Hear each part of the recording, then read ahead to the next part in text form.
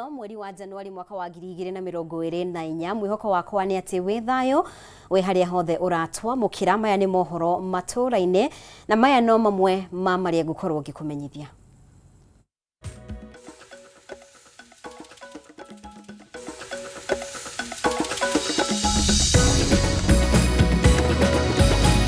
Mamwe ma maria tukuhariirie.